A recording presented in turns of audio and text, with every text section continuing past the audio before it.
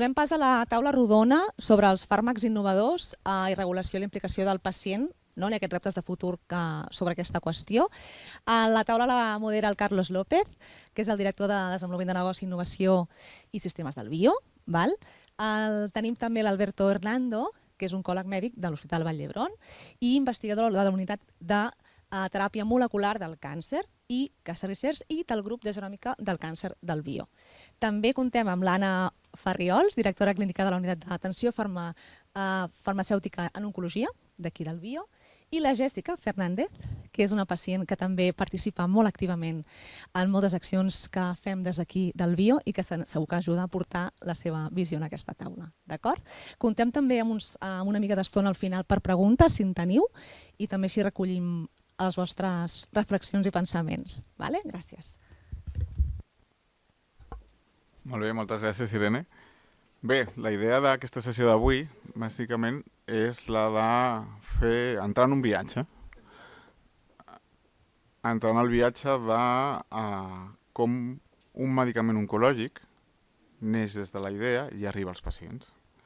Llavors, tractarem la fase inicial, com neix des de la investigació, com s'avalua el seu valor terapèutic i la seguretat dels medicaments, quin paper juguen les agències regulatòries per tot aquest procés que, com podeu imaginar, està molt regulat perquè els fàrmacs arribin en condicions de seguretat i efectivitat, i què succeeix al final perquè arriben a l'hospital i finalment al pacient. Sobretot també volem incidir... vale, como estaba en catalán. Vale, de acuerdo, pues cambio mix, no cortamos, volvemos a empezar. Entonces vamos a hacer el viaje, como os decía, del medicamento, desde que nace desde la investigación hasta que llega al paciente, con las distintas etapas y lo... ¿No está el micrófono? Ahora. Venga, la tercera va. Vale, el viaje, ¿esto nos ha quedado claro el concepto?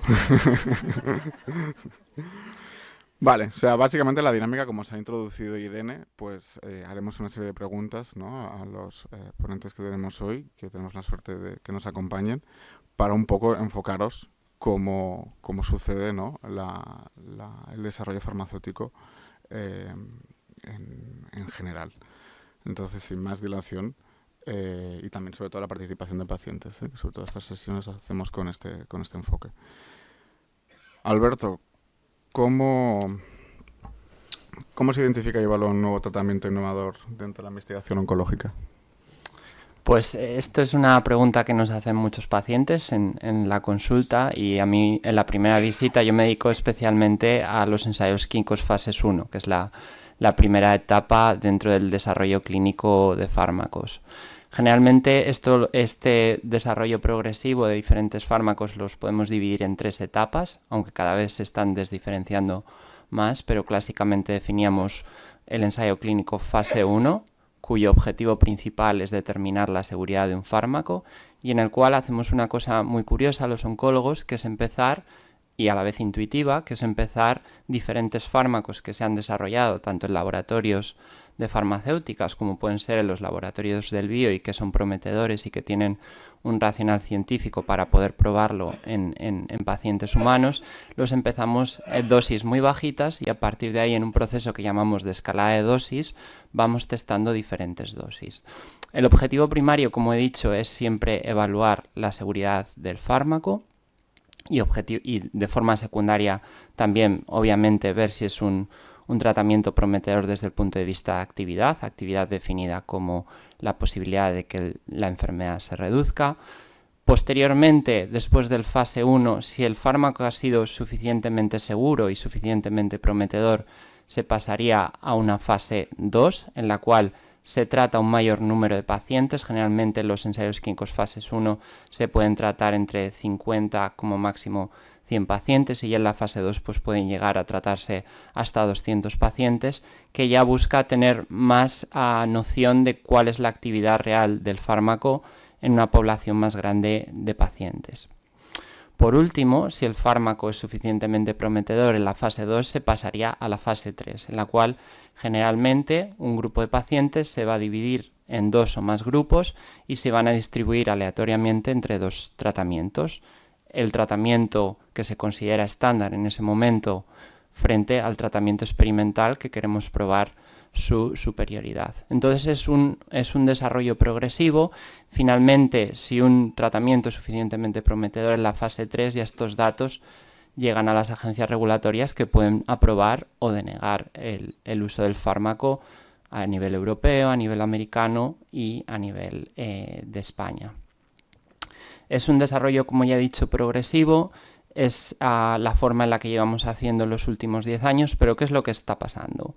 Lo que está pasando es que recientemente, sobre todo en los últimos 5 años, con el desarrollo de la medicina personalizada, medicina individualizada, con la posibilidad de tener datos de secuenciación de las células malas en la práctica clínica, vamos hacia más individualización de este tratamiento y estamos empezando a ver cómo incluso fármacos que solo hemos testado en una fase 1 pueden llegar a ser aprobados, sobre todo si tratamos o estamos teniendo o considerando enfermedades menos prevalentes o tumores más raros, en los cuales obviamente es más difícil poder llegar a un ensayo clínico fase 3 que puede llegar a implicar 500 o hasta 1000 pacientes. Entonces es un panorama que está cambiando de forma muy rápida con la personalización, individualización de los tratamientos y la incursión de la medicina personalizada, y un campo pues muy apasionante al que me dedico y bueno, es un poco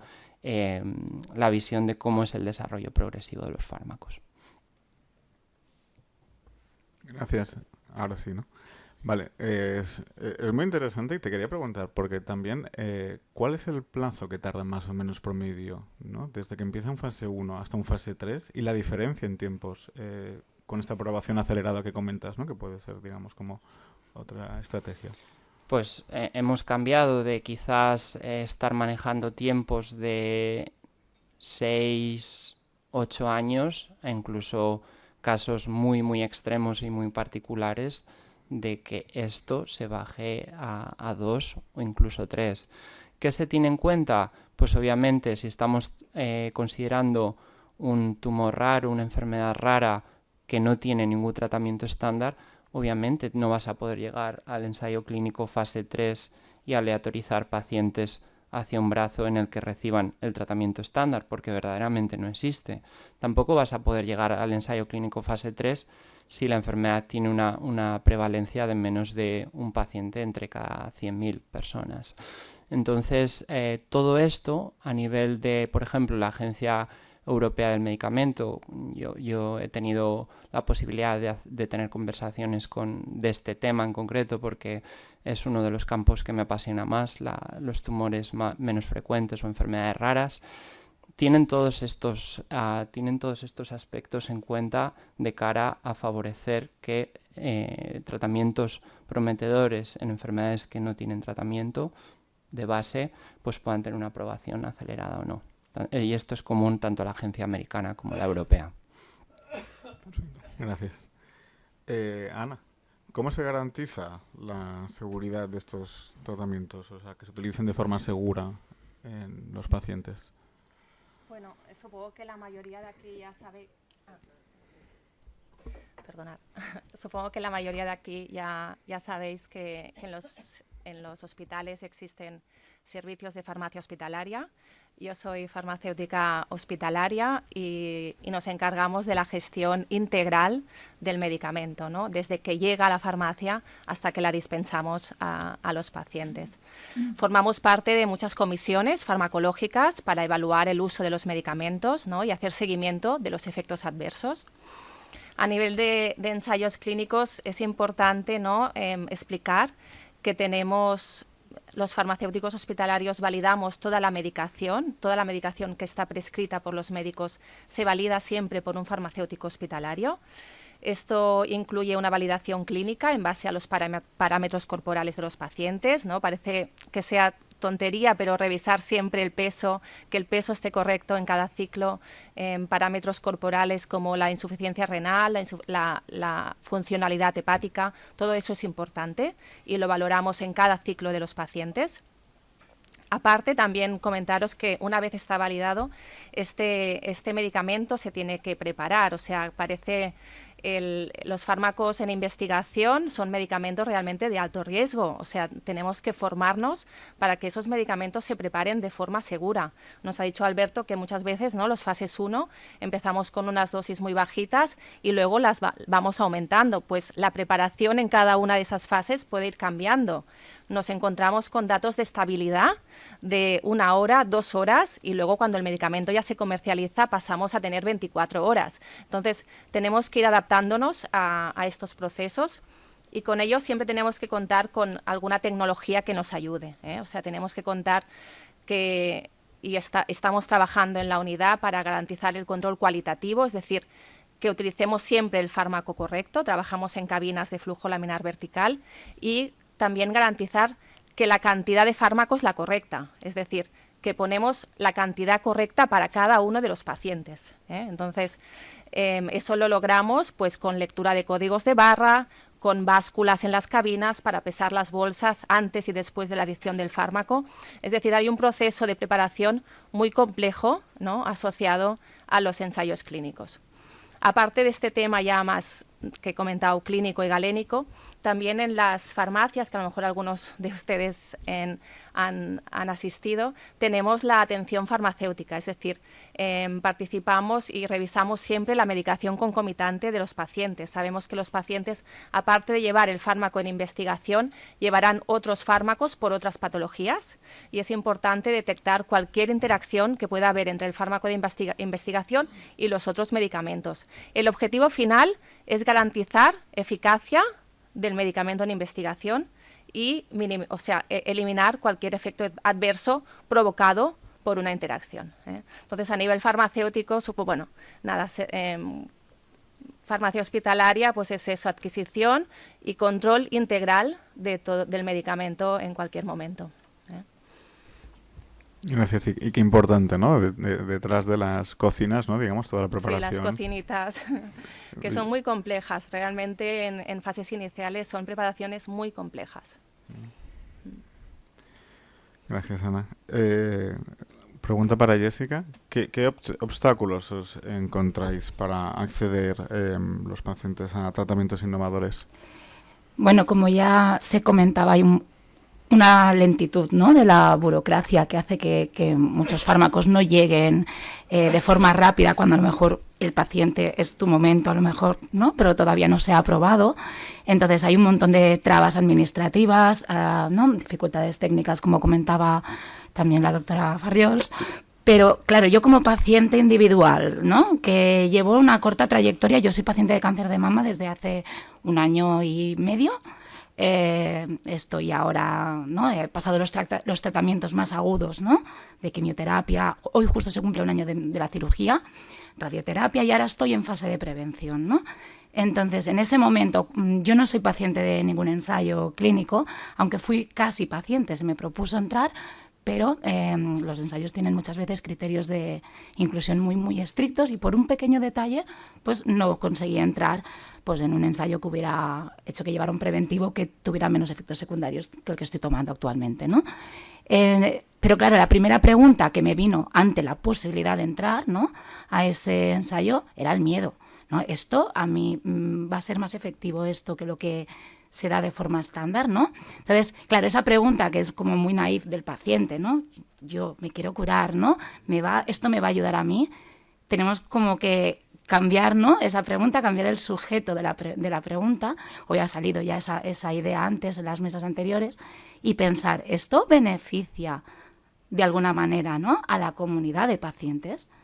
Porque claro, puede que a lo mejor yo no tenga esa eficiencia mejorada, ¿no? Antes comentaba el doctor Alberto, ¿no?, que cuando se ofrece un ensayo clínico es para superar, ¿no?, la eficiencia. En ningún caso se espera que sea menor, ¿no? Es igual o mayor. Entonces, eso al final, si a mí no me hace mejorar, a lo mejor ese resultado también es válido, ¿no? Y un resultado negativo también es una información muy valiosa para los equipos de investigación. Entonces, cuando el paciente entiende que forma parte de esa comunidad y que el beneficio no es un beneficio individual, sino es un beneficio colectivo, es cuando piensas, bueno, pues yo en este caso, si hubiera podido entrar, evidentemente que hubiera aceptado, ¿no? En este caso, pues los límites, ¿no?, que comentábamos, los criterios de inclusión, no lo permitieron. Pero evidentemente que esa reflexión del paciente es necesaria y es importante para poder luego acceder a un ensayo.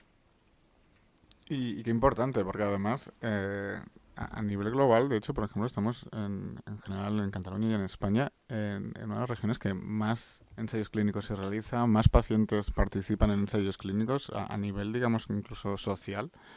La verdad es que tenemos una fortaleza muy importante de apoyo comunitario, digamos, y con esta vocación de esperar un beneficio, entiendo, como paciente, pero también beneficiar a la comunidad, que creo que como sociedad es algo que, bueno, que estamos muy orgullosos en general y que facilita que podamos, digamos, participar, ¿no?, en atraer ensayos con terapias innovadoras de una forma más eficaz. Y estamos hablando más a nivel global, o sea, estamos en el ranking entre los 3 países que más pacientes participan en ensayos clínicos. O sea, que eso es, digamos, un valor diferencial, sin duda, como sociedad. Tengo otra pregunta para Alberto, que es un poco enfocada más a cuáles son los retos científicos, ¿no?, y regulatorios para que un fármaco pues acabe llegando al paciente, ¿no? O sea, ¿cuál es tu punto de vista?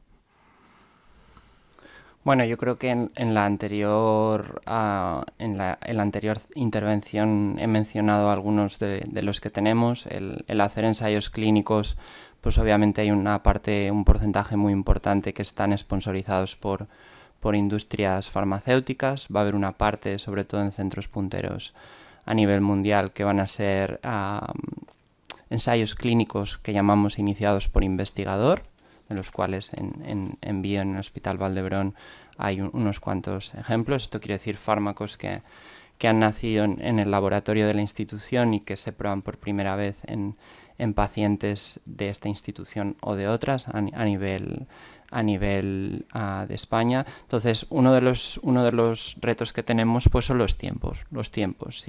Si previamente comentábamos que el camino básico de una medicación que empieza dentro de un ensayo clínico fase 1, si todo va bien, que estaríamos hablando probablemente de en torno menos del 10% seguro de los fármacos que empiezan dentro del fase 1 llegarán a ser comercializados, pues una de las limitaciones es el tiempo que cada una de estas fases va a implicar. Si necesitamos hacer un ensayo clínico fase 1, continuar con un ensayo clínico fase 2 y finalizar con un ensayo clínico fase 3 para que esa medicación generalmente vaya a ser aprobada inicialmente por la agencia americana, posteriormente se lleve a cabo la aprobación por la agencia europea y en última instancia por a nivel de la Agencia Española del Medicamento, pues todo esto van a ser unos años en los cuales, pues, una medicación que potencialmente puede beneficiar mucho a los pacientes, pues no vaya a estar disponible, y en el caso de España, pues esto es más pronunciado que en otros sistemas sanitarios, como por ejemplo el americano. Un poco lo que comentabas, Carlos, que es lo bueno que tenemos, no hay que focalizarse, yo creo, que en lo negativo.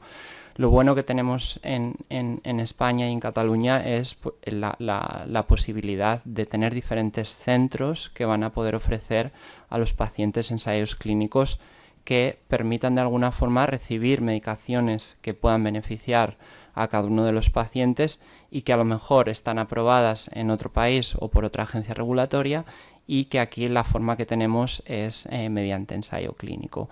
Y hay muchos centros a nivel de España. Tenemos la suerte de que las diferentes ciudades, sobre todo en el caso de Barcelona y Madrid, están relativamente bien comunicadas si comparamos con otros países, con lo cual ya tenemos un número importante de pacientes que viajan para poder recibir medicaciones potencialmente innovadoras dentro de ensayos clínicos. Desde el punto de vista económico, pues obviamente si nosotros como laboratorio queremos desarrollar un test para seleccionar pacientes o un nuevo fármaco, pues está el punto de vista económico. El poder llegar a tener un fármaco comercializado, podemos estar hablando incluso de 1 o 2 billones de euros. Todos los procesos de empezar con un ensayo clínico fase 1, fase 2 y fase 3. Pero bueno, yo creo que desde este punto de vista, pues no es un punto importante de cara a esta charla, pero yo, si tuviese que señalar uno, sería el tiempo y la burocracia que que tiene que pasar un fármaco hasta que se produzca la aprobación. Y de nuevo, volviendo al punto anterior, siempre las agencias regulatorias pues tienen en cuenta si una enfermedad en concreto tiene ya algún tratamiento aprobado, cómo de raro es una enfermedad o tumor, etcétera, etcétera. Si hay una enfermedad, aunque sea poco frecuente, que no tiene ningún tratamiento aprobado, esto va a ser tenido en cuenta.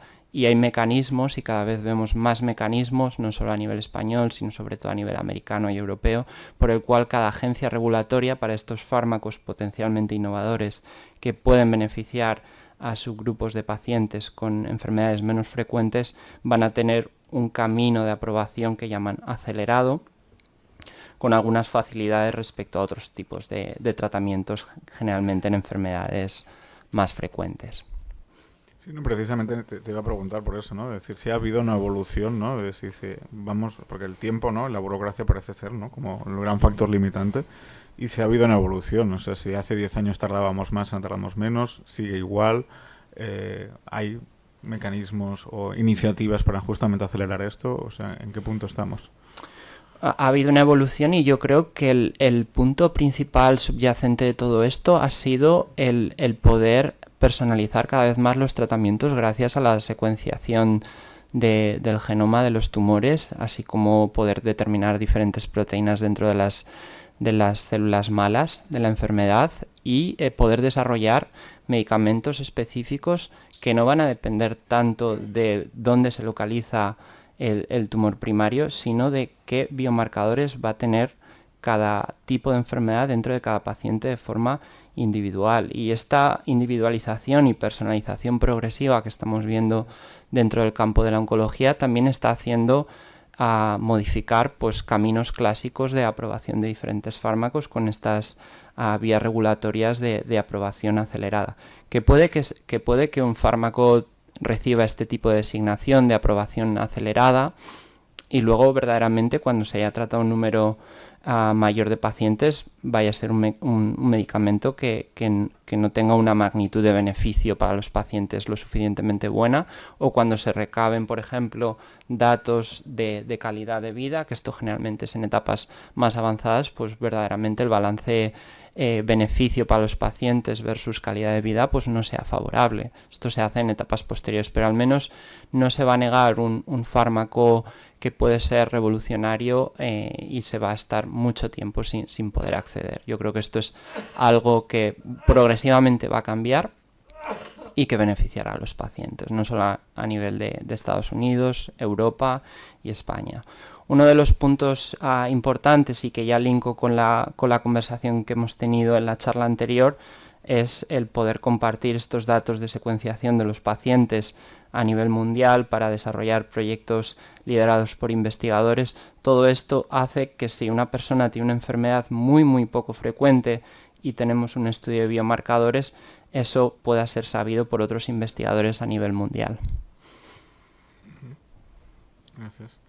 Volviendo un poco a la cocina que comentaba antes, Ana, y un poco para conocer, ¿no?, más el papel, ¿no?, de los farmacéuticos, sobre todo en la evaluación del valor terapéutico de un fármaco. ¿Nos podrías detallar un poco más? Bueno, también ligando un poco con Alberto, ¿no?, ya ha comentado todo el proceso de evaluación del fármaco para que finalmente esté disponible y financiado a nivel del Sistema Nacional de Salud. Eso es un camino, pues, a veces muy largo, ¿no? O sea, hay informes actuales que hablan de hasta 20 meses, ¿no?, desde la autorización a nivel de Unión Europea, ¿no?, hasta que podamos prescribirlo y usarlo en el Sistema Nacional de Salud, o sea, financiado por la sanidad pública. Entonces, es un camino largo. Muchas veces existe la posibilidad, y en eso estamos los farmacéuticos, participamos en comisiones de usos especiales, ¿no?, de cómo valorar, ¿no?, esos medicamentos que todavía no tenemos disponibles para poder prescribir, ¿no?, que esto nos puede pasar y hemos hablado de estos meses, cómo podemos intentar que esos medicamentos lleguen al paciente. Entonces, a nivel de farmacia hospitalaria, participamos también conjuntamente con médicos, participamos en comisiones de especial de uso especial de medicamentos, ¿no? Serían esos medicamentos que todavía quizá no tienen la autorización de la Agencia Europea, esos medicamentos que todavía no han llegado a registrarse en España, o sea que todavía son medicamentos extranjeros, medicamentos que tienen en ese paciente una indicación fuera de ficha técnica, es decir, esa indicación en ese paciente no está en la ficha técnica del medicamento. Entonces, para todo ello, ¿no? Es habitual de forma semanal en los hospitales que los pacientes que lo precisen, ¿no? Pues los médicos interesados hacen un informe de solicitud y los farmacéuticos hospitalarios, ¿no? Pues trabajamos de forma conjunta para hacer un informe también de soporte para que ese medicamento pueda ser evaluado en las comisiones de los hospitales y en algunos casos también se tienen que valorar por las comisiones por el CatSalut, ¿no? A nivel de comunidad autónoma. Entonces, la participación del farmacéutico junto con los médicos en estas comisiones creo que tienen un papel fundamental, importante para poder individualizar determinados tratamientos en pacientes que precisan un tratamiento que todavía no tenemos disponible a nivel de comunidad autónoma o, bueno, muchas veces puede pasar y nos encontramos en algunos casos que tenemos el medicamento que está disponible a nivel central, a nivel de España, pero a nivel de comunidad autónoma todavía estamos pendientes de que se decida el precio y la financiación a nivel de Cataluña, ¿no? Entonces, eso también son inequidades que se pueden crear a nivel de territorio español. Sin duda. De hecho, creo que es evidente que es una de las, digamos, temas... Pero bueno, comentar, ¿no? que el acceso se puede intentar, ¿no? O sea, que realmente hay comisiones que valoran y que evalúan casos individualizados por paciente, ¿no? Para poder importar un medicamento extranjero, para poder usar un medicamento todavía no financiado, ¿no? O sea, que existe esa comisión de evaluación de los casos, ¿no? Individualizados. Es importante. Y también, ¿no? el hacer los ensayos clínicos, ¿no? Y tener, bueno, porque en los ensayos clínicos al final también consigues que el promotor aporte la medicación necesaria para el ensayo y entonces dar acceso mientras no está, digamos, reembolsado por... Bueno, una de las funciones importantes que tenemos que antes de iniciar un ensayo clínico, no es decir, oye, empieza un ensayo clínico, me tienes que garantizar, ¿no? También a nivel de promotor que esa medicación me la vas a aportar, ¿no? En el caso de que el ensayo finalice, me la vas a aportar hasta precio y reembolso en España, ¿no? Es importante también poder puntualizar estos puntos cuando se inicia un ensayo clínico. Que no termine un ensayo clínico nos encontremos con una medicación que no está financiada en España. Entonces, eso es importante tenerlo, visualizarlo previamente, que eso no nos puede pasar. Si un paciente está en un ensayo clínico con un medicamento con respuesta y el ensayo finaliza, tenemos que garantizar la continuidad del paciente con esa medicación. Como estamos en el marco de los ensayos clínicos, y una pregunta para Jessica, ¿cómo se puede mejorar la comunicación sobre ensayos clínicos o medicamentos emergentes desde tu punto de vista, ¿no? ¿Cómo podemos...? Bueno, yo creo que la información que llega al paciente debería de ser en un lenguaje muy, muy llano, ¿no? Porque la mayoría de los pacientes van a ser quizás ajenos, ¿no? A la terminología, ¿no? A la jerga científica.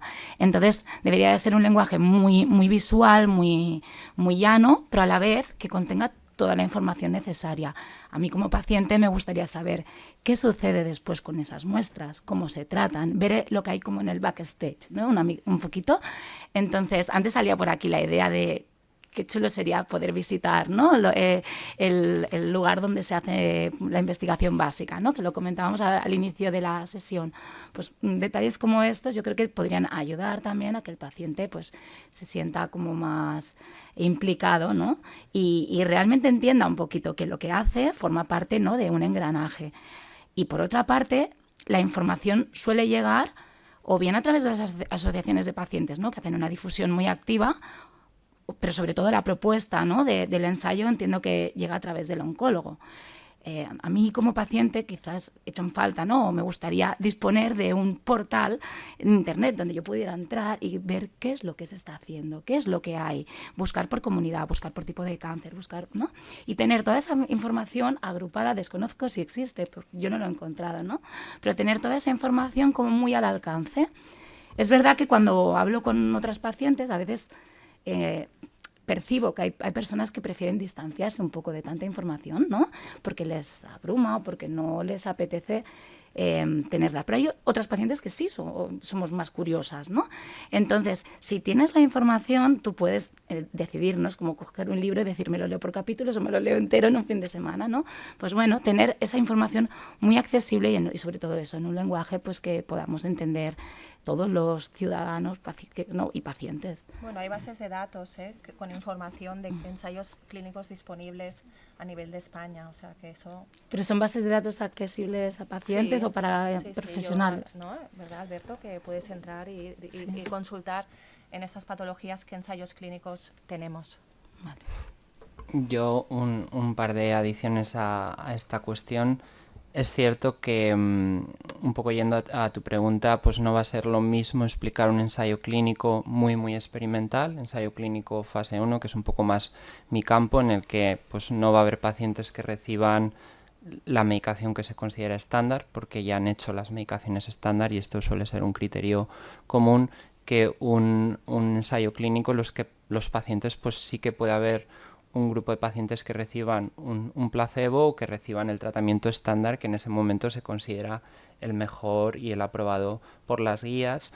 Entonces, también se ha hablado en la sesión anterior de los ensayos clínicos de desescalada. Este tipo de ensayos clínicos lo que intentan al final es demostrar que con menos tratamiento, que generalmente se asocia a menos toxicidad, los efectos van a ser los mismos. Entonces, hay muchos tipos de ensayos clínicos. Yo creo que la primera visita con el oncólogo, la primera vez que conocemos a un paciente, es muy importante por nuestra parte no solo intentar individualizar y personalizar los tratamientos, sino individualizar también la forma en la que el paciente tiene que ser informado. Las expectativas de los pacientes, el nivel cultural de diferentes pacientes es diferente y esa necesidad interna de conocer más o menos información es individual de cada paciente. Entonces, yo creo que es deber del oncólogo saber el perfil de paciente, las necesidades de su paciente en cuanto a información y personalizarlo para que no se produzca ni una escasez de información ni se, de alguna forma,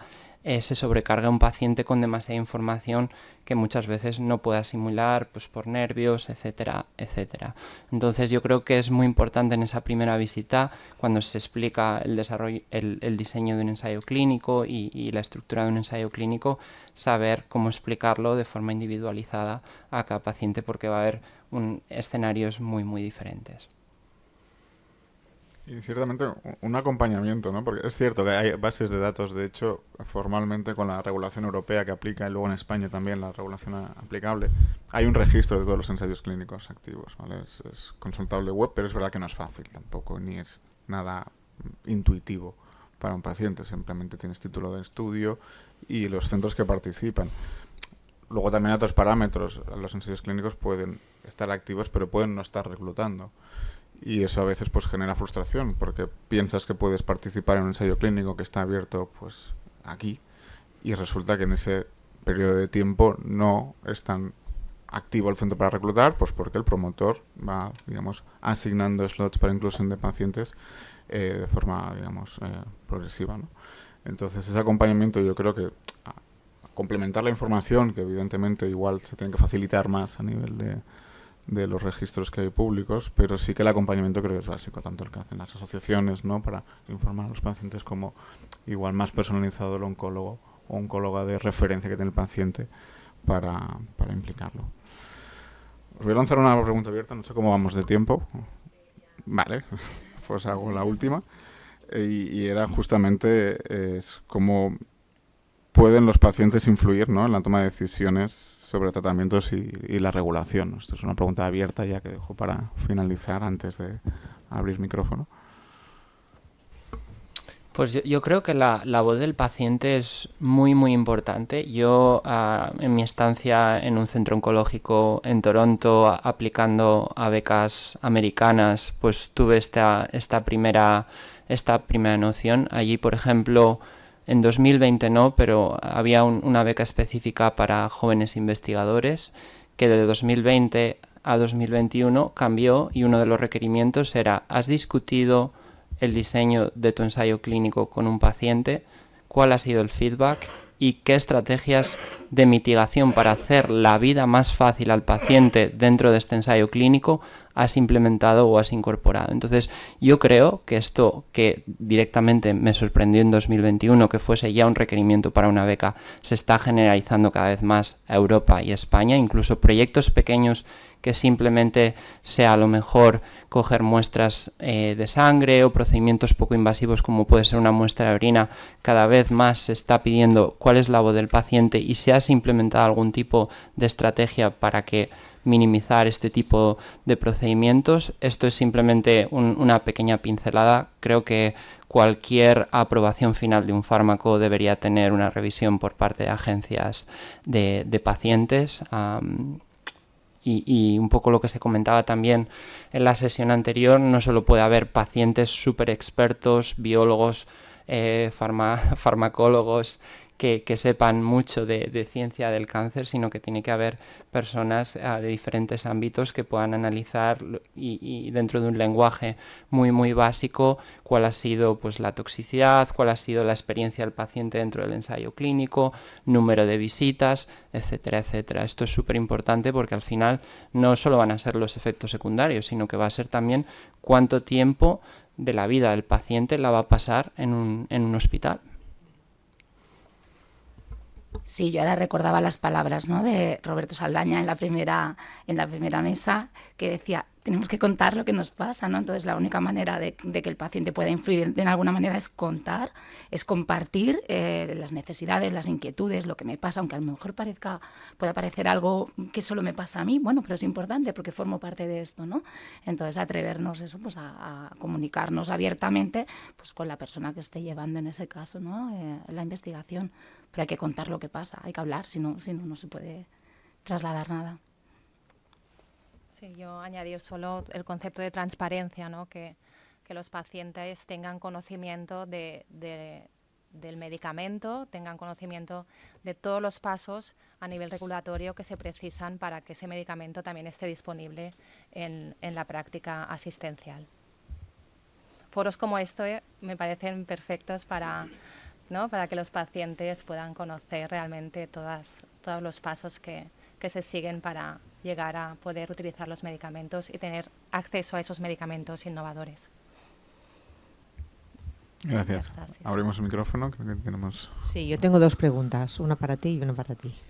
Una en cuanto a fármacos innovadores, tipo que se está oyendo ahora, las células CAR-T o vacunas. O sea, si nos puedes hablar de alguna cosa que sepáis así de un futuro relativamente próximo. Y para ti, tengo entendido que Vall d'Hebron es uno de los mejores hospitales del mundo.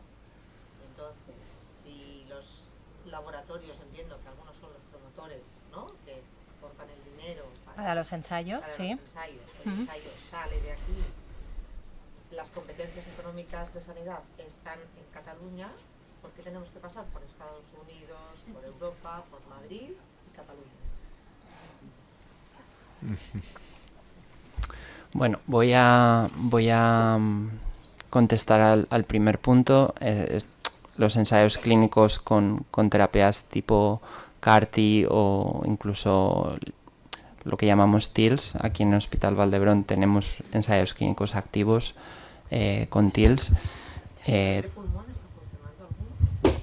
No voy a entrar en resultados porque no soy el investigador principal y de hecho habrá una doctora que hablará posteriormente que forma parte de este programa. El punto fundamental es que generalmente estos tratamientos van asociados a mucho impacto mediático, sobre todo con el sesgo del superviviente, de la persona al que le va bien, pero realmente antes de valorar este tipo de tratamientos hay que ser consciente de los potenciales riesgos y que no van a ser tratamientos que vayan a funcionar para todos los pacientes. Son generalmente tratamientos a día de hoy que son muy agresivos y que en el caso de neoplasias sólidas, que es un poco al campo al que me dedico, no fuera de los tumores hematológicos, los resultados han sido moderados hasta el momento, ¿vale? Hay personas a las que les pueden venir bien, pero es necesaria una selección de pacientes súper importante porque si no la toxicidad puede ser también importante. Entonces, a nivel logístico también ya, son tratamientos muy complejos y a nivel de las demandas del paciente, estancia hospitalaria, tiempo que tiene que estar el paciente en consultas, hospitalizado, número de procedimientos en cuanto a analíticas, son muy demandantes y son ensayos clínicos que, un poco yendo a la conversación inicial, si a lo mejor tenemos media hora, 45 minutos para una primera visita antes de un ensayo clínico, en este tipo de protocolo se necesita una hora para explicarle bien al paciente y que tengamos la seguridad de que entiende todo lo que conlleva un protocolo de este tipo. Yendo a la segunda pregunta, quizás Ana va a complementarme mucho mejor, pero bueno, en cierto sentido te doy la razón, porque normalmente siempre va a ser la agencia americana la que primero aprueba un medicamento, seguido de la europea y finalmente la española. La respuesta fácil es que también depende del tipo de sistema sanitario. La sanidad en Estados Unidos es privada, el lobby de la industria farmacéutica es muy importante y quizás el grado de rapidez con el que se producen las aprobaciones sea por este motivo más rápido que en sistemas públicos de salud, como es el caso de la mayoría de los países europeos. Al final, cada sistema sanitario va a tener unas particularidades. Por ejemplo, en el caso de Canadá es un sistema público también y va de forma muy similar a la Agencia Europea del Medicamento. ¿Por qué? Porque realmente la vara de medir el beneficio clínico de los pacientes va a ser mucho más exigente de cara a aprobar un fármaco, dado que estás en un sistema público de salud. Y quizás determinados datos que la agencia americana no está teniendo en cuenta, la agencia europea pues sí que lo solicita, como puede ser cuál ha sido la experiencia del paciente dentro de este ensayo clínico. Quiero tener este dato y hasta que no lo tenga, pues no vamos a aprobar este medicamento. Todo esto hace que los tiempos al final sean más largos, pero también yo creo que hay que focalizarse en el lado positivo. Esto implica que también son más exigentes y que verdaderamente los fármacos aprobados por estas agencias regulatorias pues han requerido más datos. No sé si Nada, yo comentar también el tema de las CAR-T a nivel asistencial en patologías hematológicas. Son tratamientos que ya se están usando fuera de ensayo clínico, es decir, en linfomas, en leucemias agudas, en mieloma múltiple también.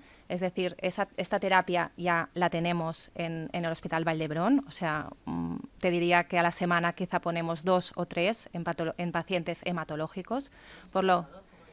La verdad es que avanzamos en eso, sí, yo participo en el Comité de Terapias Avanzadas también y la verdad es que tenemos ya pacientes con este tratamiento. Es verdad que tenemos que todavía mirar esa eficacia, esa efectividad, cómo van los pacientes, y también el tema de los efectos adversos también es muy importante de hacer seguimiento y en muchos casos esos pacientes precisan de ingreso hospitalario, bueno, la mayoría de pacientes. La otra pregunta, si estamos en un hospital innovador, somos España, estamos por detrás de Estados Unidos y de China, quizá, ¿no, Alberto? No lo sé, pero que realmente tenemos ese gran número de ensayos clínicos y esa gran investigación que tenemos en este hospital, también la tenemos que valorar como una forma de acceso. El ensayo clínico nos permitirá acceder a una medicación también en investigación y eso también lo tenemos que mirar de forma positiva, ¿no? El ensayo clínico nos da esa posibilidad de acceder. Posteriormente al ensayo clínico sí que es verdad que tenemos unos tiempos que, según los últimos informes, son de 20 meses. Hemos mejorado a lo mejor respecto al año pasado 50 días. Vamos mejorando y la intención es mejorar. A nivel de Cataluña, decir que se está trabajando para la equidad a nivel de todos los centros hospitalarios. A nivel de Cataluña es lo que estamos trabajando y falta... Claro, claro, no. A nivel de Cataluña estamos trabajando para que todo sea, ¿no? La equidad en los pacientes es fundamental. Porque los patrocinadores son todos de fuera. Claro, puede haber patrocinadores de... Claro. Tenemos de fuera y tenemos de aquí también. Sí, hay grupos españoles que promueven la investigación, en eso sí, ¿no? Claro que sí, también no, de aquí. Pero lamentablemente los promotores, generalmente porque oncología también es una patología también compleja, es verdad, mueve de hecho muchos millones, pero son al final multinacionales, normalmente ubicadas casi todas en Estados Unidos, algunas en algunas sedes de Europa o biotecnológicas, pero hay poca industria, incluso en España. Almirall se dedica a otras indicaciones, Ferrer, son patologías que ya tienen, de hecho, digamos, pues sus particularidades, sus redes de funcionamiento ya adaptadas. Oncología entrar es muy complicado cuando ya tienes estos monstruos que pueden competir mucho mejor que tú. Entonces, sí que esa falta de una industria potente aquí, pues nos impacta en este tipo de situaciones. Son los que salen ganando, ¿no? Porque ellos patrocinan el ensayo, vosotros lo investigáis, si sale bien, quien lo vende son ellos y quien gana mucho dinero son ellos. Correcto. Cada sesión de inmunoterapia o de quimioterapia vale la vida. Sí. Ellos de fabricarla debe ser un coste... Sí. Sí que es verdad que hay, o sea, porque hay muchas terapias que empiezan y, como decía antes Alberto, ¿no? Que puedes llegar a fase 1, ya has gastado unos cuantos decenas o cientos de millones y luego cae. Y entonces Muchos siempre se hay un quedan en mix. el camino, ¿eh? Muchos A ver, fármacos se perder no quedan, pierden dinero, eso seguro, pero es verdad que tienen unos perder costes no. y unos fracasos luego de desarrollo bastante elevados. Entonces, al final, pues es un mix, ¿no? Es que finalizar ya esta charla. Vale. Pues nada, pues si no, a modo de conclusión muy rápido, pues primero gracias a todos y todas por participar.